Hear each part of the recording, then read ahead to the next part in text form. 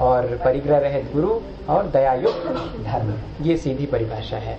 ये सम्यक दर्शन में कारण बनते हैं। इनके मिलने पर ही हमारा सम्यक दर्शन आगे बढ़ता है।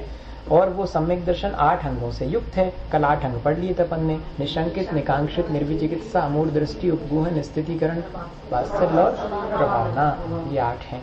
अब देखिएगा, ये 8 अंग तो इन्होंने कह दिए, पर अब आगे जो है वो ये बता रहे हैं कि सम्यक दर्शन के दोष कौन कौन से हैं। अभी 8 अंगों का डिस्क्रिप्शन नहीं कर रहे हैं वो, अभी ये कर रहे हैं कि 25 दोष होते हैं सम्यक दर्शन में, जिनसे हमें बचना चाहिए। अब सम्यक दर्शन, इसको मैं ऐसे कहता हूँ कि जैसे बहुत मुश्किल से तो हम दर्पण खरीद के लाए और अपना चेहरा देख रहे हैं ठीक ठीक उसमें कि हाँ ये हमारी वास्तविकता ये है, तो धक्का लगने के चांसेस ज्यादा हैं, दर्पण टूटने के चांसेस ज्यादा हैं, या कि उसके गंदे हो जाने के चांसेस हैं। तो कहते कैसे सेफ्टी करें, उसके लिए ये प्रिकॉशंस हैं। इनको ऐसा समझे, दोष सम्यक दर्शन के दोष न मान के प्रिकॉशंस लेना है कि कहीं ऐसा ना हो कि हम गड़बड़ में पड़ जाएं, इतनी कीमती चीज हमारे हाथ से स्लिप कर जाए। तो कहते हैं अगर इनसे बचेंगे तो आसानी रहेगी। बस उमद टालता है, जिसको मालूम है कृपया करके वो चुपचाप रहे क्योंकि जिसको मालूम नहीं है, हाँ सब मत जो है 8 में ही है। मद का मतलब अहंकार है, गर्व है, घमंड है, अपनी योग्यता से अधिक प्रशंसा की आकांक्षा करते हैं। जब हम ज्ञान तो जरा सा है और चाहते हैं कि प्रशंसा हो, तो केवल ज्ञान से टैली कर लो कि केवल ज्ञान की अपेक्षा क्या है, कुछ भी नहीं है, तो अहंकार समाप्त हो जाएगा।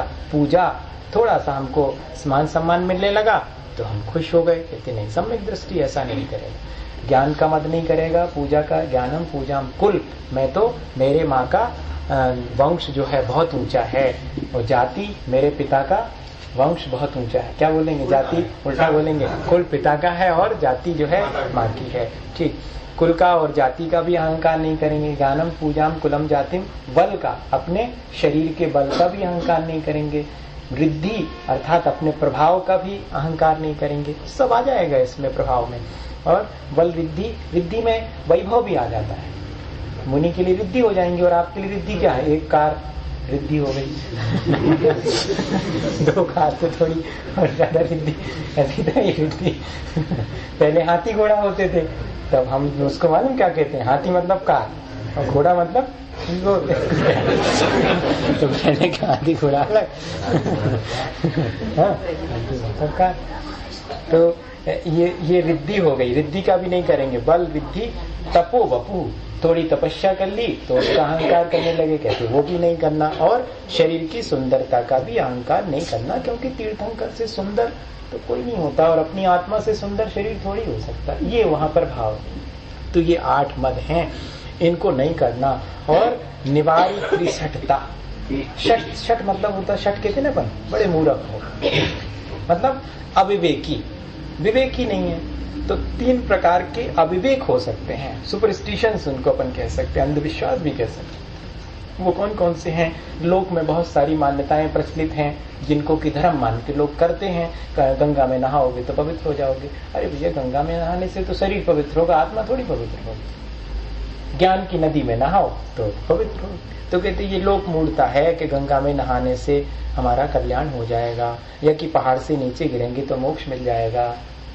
इस तरह की मान्यता, ये सब लोक मूर्खता है। लोक में प्रचलित जो अंधविश्वास है उनमें उनसे बचना, क्योंकि आपकी दृष्टि गड़बड़ा सकती है इस तरह से। और देव मूर्खता, जो रागी द्वेषी हैं, जिनका अभी खुद का कल्याण नहीं हुआ, जो संसार में खुद भटक रहे हैं, उनको भगवान मानना, तो ये जो है ये भी अविवेक वाला मामला, ये भी मूर्खता वाला काम है? और गुरु जो कि परिग्रह सहित हैं, आरंभ सारंभ में लगे हैं, सब घर गृहस्थी उनकी है, उनको ही जो है गुरु मान लेते हैं। तो कहते ये भी जो है गड़बड़ हो सकती है, इसमें अपने सम्यक दर्शन में इसमें कमी आ जाएगी, दोष लग सकता है। इस तरह ये 3 प्रकार की मूर्ता, इसी को बोलते हैं गुरु मूर्ता, लोक मूर्ता और देव मूर्ता। और षट अनायतन, सच्चे देव गुरु शास्त्र के अलावा जो भी हैं देव गुरु शास्त्र वो और उनके फॉलोअर्स, ये 6 हो गए हैं।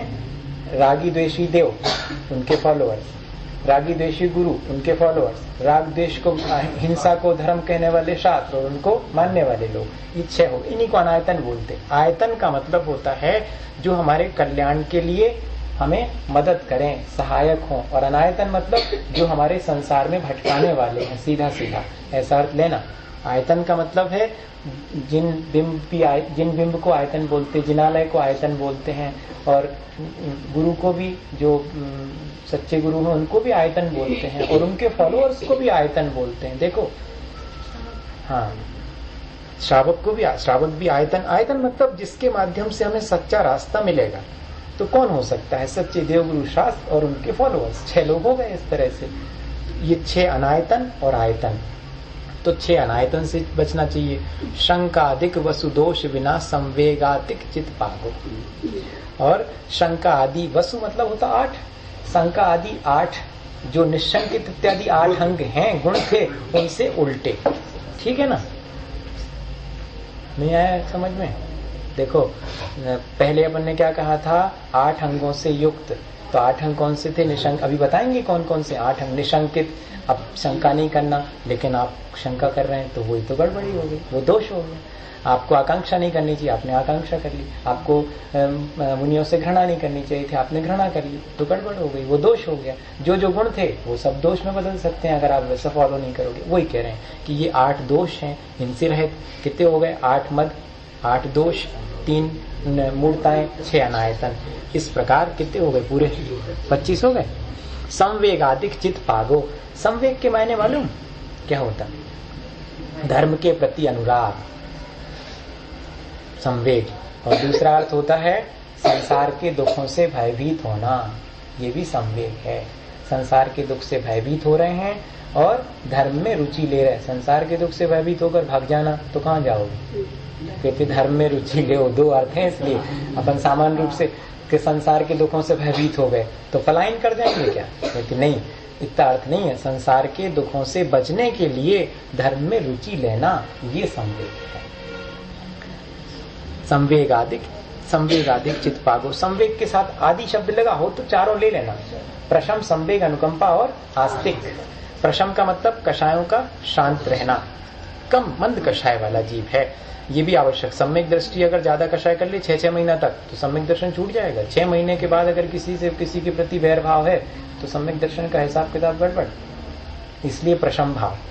और संवेग, सम्यक दृष्टि तो है लेकिन संसार में ही चित्त लग गया उसका, और उससे तो फिर संसार में जिसका चित्त जितना ज्यादा लगा उतना धर्म में कम लगेगा, धर्म में रुचि कम हो जाएगी, संसार में रुचि ज्यादा हो गई। तो कहते नहीं, संवेग ध्यान में रखो, संसार में ज्यादा रुचना पचना नहीं, धर्म में रुचि रखना, संवेग। फिर अनुकंपा, प्राणी मात्र के प्रति दया, उसको दूसरी भाषा में कहते हैं अपने एक्चुअली अनुकंपा की, सब जीवों के प्रति मैत्री रखना, उन्हें कभी दुख ना हो इस प्रकार का भाव रखना।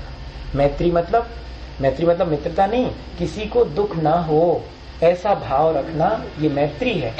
और दूसरे के दुख से कप जाना, ये अनुकंपा है। और आस्तिक मतलब आत्मा में विश्वास रखना, आस्तिक गुण कहलाता है। यथार्थ तत्वों में विश्वास रखना, ये चारों चीज आ गई। संवेग भी आ गया, प्रशम भी आ गया, अनुकंपा, आस्तिक सब आ जाएंगे। इनसे युक्त होना। अष्ट अंग अरुदोष 25 तिन संक्षेप हूँ कहिए, बिन जाने ते दोष गुणन को कैसे तजिए कहिए। इतनी बढ़िया लाइन लिख दी इन्होंने कि 8 अंगों को हम आगे कहेंगे और 25 दोषों को भी हम आगे डिफाइन करने वाले हैं। संक्षेप में करेंगे। हम ऐसा क्यों कह रहे हैं? हम गुणों को भी बता रहे हैं, दोषों को बता रहे हैं। क्यों बता रहे हैं? क्योंकि बिन जाने ते दोष गुणन को कैसे तजिए कहिए। जब दोष को दोष नहीं मानेंगे तो छोड़ेंगे कैसे, और गुणों को गुण नहीं मानेंगे तो ग्रहण कैसे करेंगे। इसलिए हम दोनों को बता रहे हैं, दोष भी बता दे रहे हैं। पर दोष ऐसा नहीं कि दोष मालूम पड़ जाए तो करना शुरू कर दो, और गुण मालूम पड़ जाए तो छोड़ना शुरू, ऐसा कोई नहीं करेगा। गुण कैसे